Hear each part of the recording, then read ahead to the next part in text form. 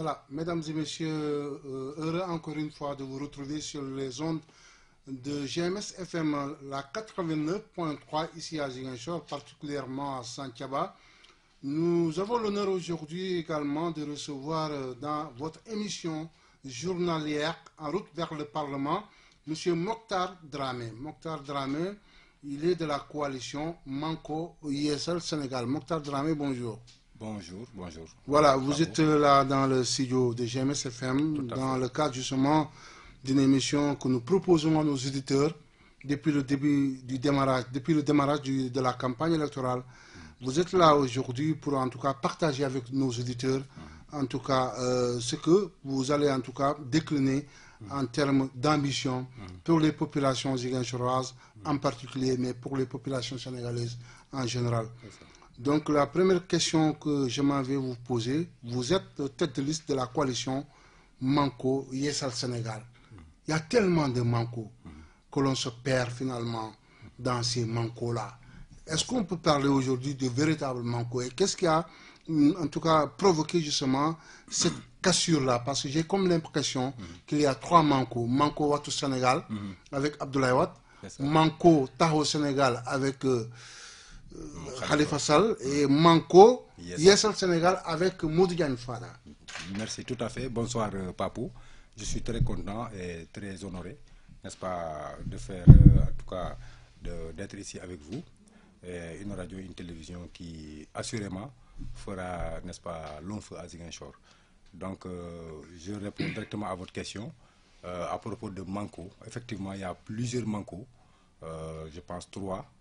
Parce que tout simplement, au début, si vous vous rappelez bien, il y avait 10 initiateurs, n'est-ce pas, de l'opposition, n'est-ce pas, pour aller vers les législatives à l'unisson, de façon unitaire.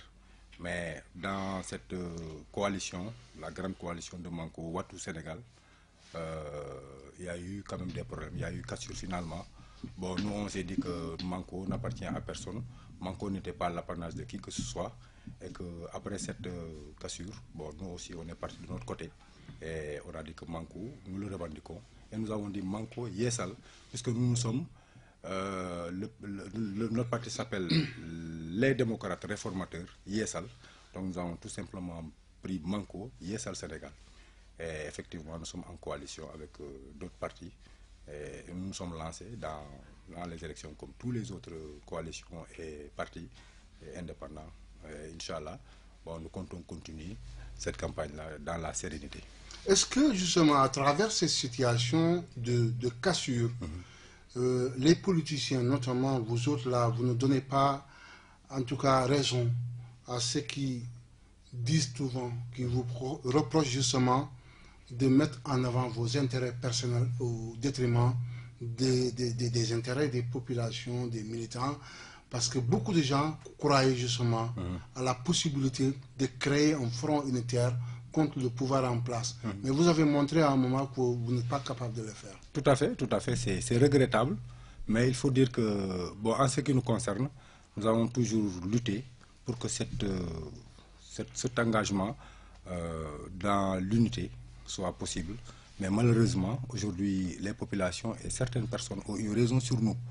N'ont pas eu la capacité à un moment donné de l'histoire du Sénégal, qui est critique quand même sur le plan politique, d'aller vers l'essentiel et de s'unir. Bon, nous, dans notre démarche, nous avons proposé cette démarche unitaire-là de toute l'opposition, mais malheureusement, bon, à l'impossible, il n'est tenu. Nous avons de notre côté tout fait, n'est-ce pas, pour maintenir cette unité, mais... Bon, mais en réalité, les uns avaient... Contre les égos des uns et les carrières, les carrières politiques, les ambitions de carrière politique des autres, bon, on n'a pas pu quand même contenir toute cette pression. Et finalement, les gens sont partis en rang dispersé.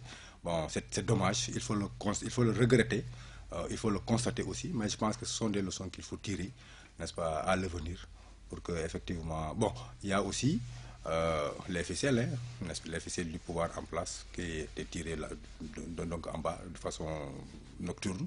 Bon, là aussi, le pouvoir en place aussi ne s'est pas laissé faire. Donc il a pu et il a su, n'est-ce pas, dévier certains, n'est-ce pas, de l'essentiel. Et malheureusement, aujourd'hui, le constat est là. au vu et au su de tout le monde. C'est dommage, il faut le regretter, mais comme nous sommes des politiques responsables, je pense qu'il faut le prendre comme ça et peut-être aller à mais justement, ce processus de regroupement avait épousé à un moment les contours justement d'un jeu de dupes, oui, dans lequel certains manœuvraient, certains ont profité de certains moments pour aller déposer leur caution. Voilà, on dirait que les uns voulaient tromper les autres, etc. Bien sûr, effectivement, c'est comme ça que ça s'est passé. Nous, on s'est rendu compte après que pendant que les gens étaient en négociation, il y a d'autres partis, il y a d'autres coalitions qui avaient déjà déposé leur caution. C'est après que nous nous sommes rendus compte qu'on voulait enfermer les gens dans une coalition qui n'en était pas une. Bon, quand on l'a su, heureusement pour nous, on a su réagir à temps et on n'a pas été forclos et on a su déposer à temps et bon, notre coalition a été retenue. Mais il faut le dire, les gens, c'était un jeu de dupes en réalité. Bon, les 2 ou 3 coalitions avaient déjà déposé leur caution. Bon, je ne sais pas si je ne veux pas citer de nom, mais vous les connaissez. Ils avaient déjà déposé leur caution et bon, par réaction, on l'a fait. Et à limite, nous, on a aussi déposé, n'est-ce pas, en tant que coalition. Et heureusement que notre coalition a été retenue. Mais justement, la leçon qu'il faut tirer de cela, vous l'avez certainement fait, mais est-ce que il ne faut pas aujourd'hui réformer l'homme politique sénégalais? Réformer l'homme politique sénégalais, Manko Yessal Sénégal, le parti. C'est ce que vous voulez dire à travers votre Yessal? Oui, en tout cas la clé de voûte, la locomotive de la coalition Manko, c'est les démocrates réformateurs Yessal du président Mamadou Yane Fada. Donc notre ambition, c'est de réformer beaucoup de choses dans ces pays-là. Et notamment la façon de faire de la politique. Moi, je pense qu'aujourd'hui, on doit pouvoir arriver à changer, n'est-ce pas, l'image de l'homme politique. C'est une image qui est ternie, une image qui est vraiment fagotée. L'homme politique aujourd'hui est mal vu.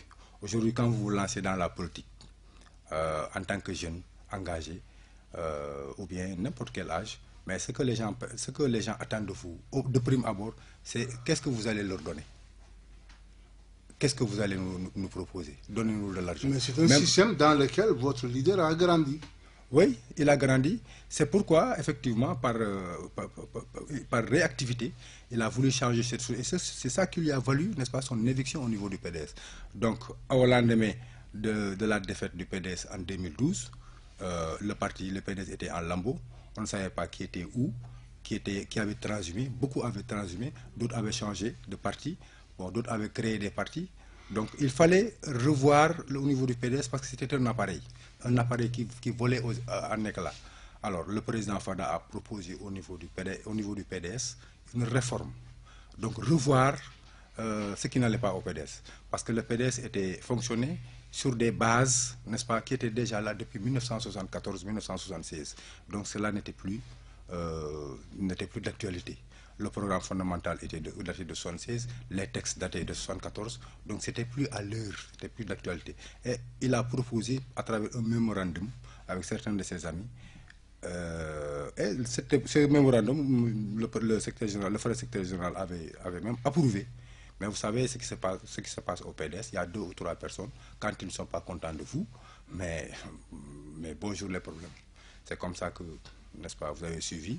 N'est-ce pas, vous avez suivi l'évolution de ce problème et qui finalement a abouti à son exclusion du PDS. Bon, il a refusé de sortir, n'est-ce pas, mais finalement, de guerre lasse, finalement il est parti, n'est-ce pas, le cœur meurtri, et on a créé ce parti-là effectivement en 2015, donc les démocrates réformateurs. Et notre ambition principalement, c'est de changer les choses autant que possible. Notamment, l'homme politique, il faudrait qu'au Sénégal, que l'on arrive, n'est-ce pas, à un certain niveau, n'est-ce pas, de l'homme politique qui ne serait pas perçu comme un gap, donc un guichet de distribution automatique d'argent. Il faudrait que l'homme politique soit quelqu'un d'humble, quelqu'un qui est un serviteur de son peuple. Il ne faudrait pas qu'il soit perçu comme quelqu'un qui vient distribuer de l'argent. Bon, la France peut-être n'est pas un modèle, mais les politiciens de la France sont 10 000 fois plus riches que nous. Mais qu'est-ce qu'ils les voient dans les rues distribuer de l'argent? Qu'est-ce qu'ils les voient nuitamment donner des sacs de riz, des 5 000 francs? Parce que vous avez vu ça. Mais ça existe, ça. Voilà, nous allons revenir sur ça, notamment au niveau des Ziguinchor. Merci. Donc, de Warui à Benno, il y a ça le Sénégal. Il y a Manko, à Benno, excusez-moi, à Manko, il y a ça le Sénégal. Il y a tellement de noms que finalement... C'est dommage. Voilà, c'est 47 listes, nous allons revenir là-dessus. Manko, il y a ça le Sénégal. Donc, de Warui à Manko, il y a ça le Sénégal. Donc, il y a un grand pas, un temps qui s'est écoulé. Vous aviez eu des députés avec Warui. Aujourd'hui, vous êtes dans Manko. Est-ce que vous pensez que votre leader, en tout cas, bénéficie toujours de la même confiance populaire des Sénégalais? Au point véritablement de mettre en place une coalition dans la perspective des élections législatives. Aujourd'hui, plus que jamais, sa notoriété a décuplé de façon exponentielle. Bon, Warui, c'était juste une coalition électorale aussi. C'était une coalition électorale comme celle-ci, du reste. Parce que vous rappelez bien, après la victoire en 2000, jusqu'en 2004, le président Fada a été obligé de démissionner du gouvernement du président Abdoulaye Wade parce que tout simplement il était soupçonné d'être un pro-Idi. Rappelez-vous à l'époque, quand vous étiez pro-Idi, avec les difficultés de Idi et Wade, quand vous êtes pro-Idi, là vous êtes à abattre. Bon, lui il disait que Idrissa Seck est son grand frère, il ne pouvait pas l'insulter. Parce qu'on passait tout notre temps à insulter Idrissa Seck, on lui traitait de tous les noms d'oiseaux. Lui, ce n'était pas sa stratégie. Lui, ce n'est pas sa façon de faire. Ce n'est pas dans son éducation d'invectiver, de manquer de respect, etc. Idrissa Magara. Donc c'est comme ça qu'il réagissait. Mais les gens voulaient le pousser à avoir une position et une attitude pas vraiment disciplinée vis-à-vis du président Seck. Et bon, lui, il a préféré quitter. Bon, quand il a quitté, de 2004 jusqu'en 2007, jusqu'en 2009, mais il n'était plus convoqué au niveau des instances du parti, mais il est allé créer une coalition électorale qui s'appelait Warui. C'était juste pour aller aux élections législatives de 2009. Et là, bon, il a eu trois députés. Bon, c'est pas rien, mais aujourd'hui, nous sommes sûrs et presque certains que nous irons au-delà de ça. Vous irez au-delà de ça. Voilà. Nous allons revenir ici à Ziguinchor. Vous êtes la tête de liste de cette coalition, tout à fait, dirigée au plan national par l'ancien ministre de l'Environnement, Mamadou Diagne Fada. Alors là, il y avait des députés. Ziguinchor avait 3 députés qui n'étaient pas dans la même formation, les mêmes formations politiques. Mais 3 députés tout de même. Est-ce que c'est parce que vous pensez que ces gens-là n'ont pas correctement pris en charge les préoccupations des populations que vous avez senti la nécessité vraiment de vous engager? Effectivement, c'est d'ailleurs ce qui nous a motivés et c'est ce qui nous a poussé quand même, n'est-ce pas, à vouloir demander le suffrage de nos compatriotes ziguinchorois, parce que nous disons que ceux qui étaient là et qui nous représentaient, bon, n'étaient pas à la hauteur. Quels sont ces gens-là, justement? Mais les députés sortants, vous les connaissez? Oui, mais... Ce n'est pas la peine de citer des noms. Mais qu'est-ce que vous leur reprochez? Ce que nous leur reprochons, c'est qu'ils n'ont pas été au rendez-vous. Ils n'ont pas su prendre les préoccupations, les aspirations des Ziguinchorois. Ils n'ont pas pu les porter au niveau de l'Assemblée nationale. C'est comme si à Ziguinchor, il n'y avait pas de problème. Et Dieu sait que c'est l'une des régions, pour ne pas dire la région, où il y a plus de difficultés partout ailleurs. Donc je pense que nos frères qui étaient là et qui nous représentaient au niveau du... En tout cas, moi, je les ai jamais entendus. De tout ce mandat de 5 ans, moi, je n'ai jamais entendu un député de Ziguinchor parler, n'est-ce pas, pour défendre les causes de la Casamance, les causes de Ziguinchor. Je n'en ai pas parlé. Que ce soit Abdoulaye Baldé, celui qui est plus célèbre, il n'a pas été en tout cas au rendez-vous de ce que les Ziguinchorois attendaient de lui. Voilà, donc c'est pourquoi nous sommes engagés et nous pensons sans prétention aucune que effectivement si nous recevons la bénédiction des Ziguinchorois, nous allons effectivement porter la revendication ziguinchoroise au niveau de l'Assemblée de l'hémicycle pour que effectivement notre région soit comptée, n'est-ce pas, de façon équitable et judicieuse dans la grande marche du Sénégal. Oui, est-ce que ce n'est pas parce que vous ne maîtrisez pas le fonctionnement de l'Assemblée nationale que vous donnez l'impression de ne pas, en tout cas, voir ce que font les députés à l'intérieur? Parce qu'en réalité, très souvent, les députés sont jugés sur la base justement de leur prise de parole au niveau de la plénière. Or, c'est pratiquement l'aboutissement d'un travail qui a été fait depuis la commission technique. Est-ce que justement ça aussi, c'est pas une mauvaise appréciation que les gens, pas simplement vous les politiques, mais d'une manière générale, que les populations ne connaissent pas le fonctionnement justement de... Non, non, ce n'est pas...